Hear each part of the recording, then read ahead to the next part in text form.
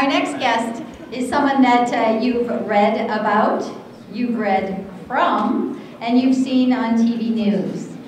He's not a stranger to our state. He's come in and done events before, so you may have met him. But I'd like to welcome someone who knows our state quite well because of his interest in voter fraud.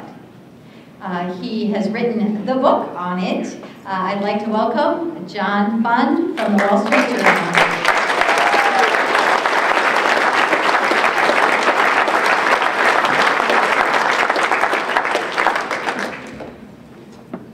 Well, why am I here?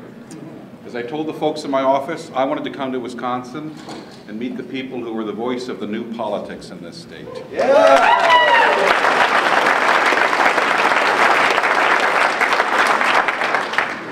As you know, I've written a lot about your problems with elections, the mores and habits of Chicago creeping north across the border, bringing the daily method of accounting and mathematics.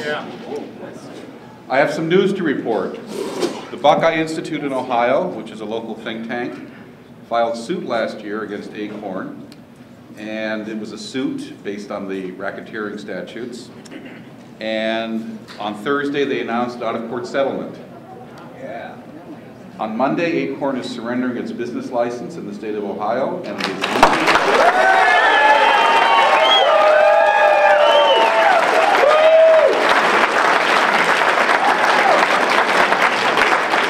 It's time to find some public-spirited group in this state to think about suing them and making them pack their bags.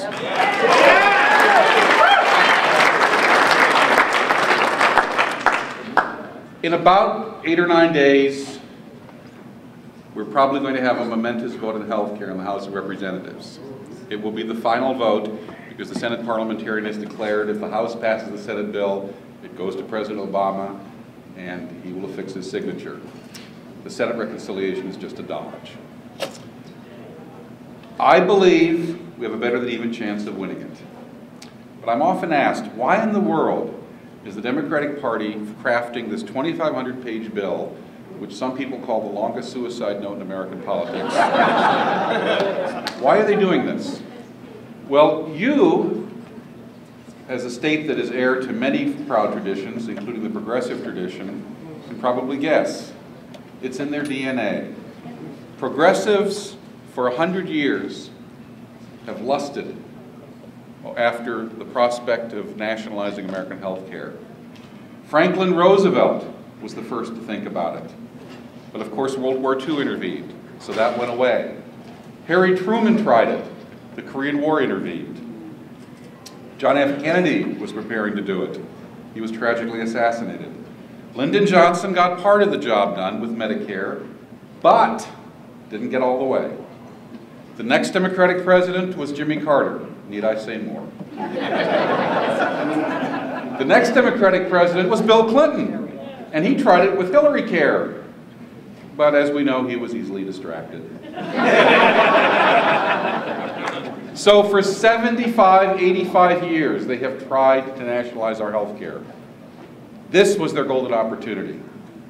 They had a guy who combined the charisma and excitement that Barack Obama represents with the mailed fist of the Daily Machine, and a salesman like Rahm Emanuel that you would never want to meet in a shower.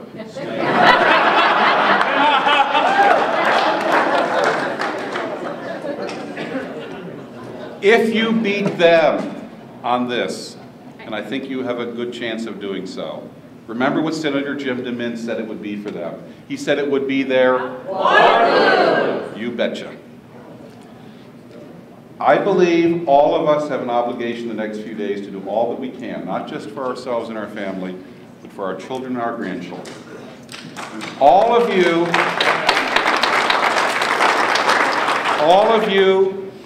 have friends, neighbors, former neighbors, relatives who live not just in Wisconsin, but perhaps live outside the state. And if you go to the Americans for Prosperity website, I think soon enough, you'll see who the target members of Congress are, the ones that they are leaning on the most, the ones the union bosses are threatening the most. They're scattered all over the place, many of them in the Midwest, Des Moines, Iowa, South Bend, Indiana, but all over the country. Each and every one of you, if you contact your friends, your former neighbors, or your relatives who live in those districts now and tell them it's their responsibility to contact their House member and say no to this health care bill, let me tell you what it represents. Every member of Congress who gets an email, a letter, or a phone call that is not part of some organized effort treats it very seriously because it's from an individual voter in his district.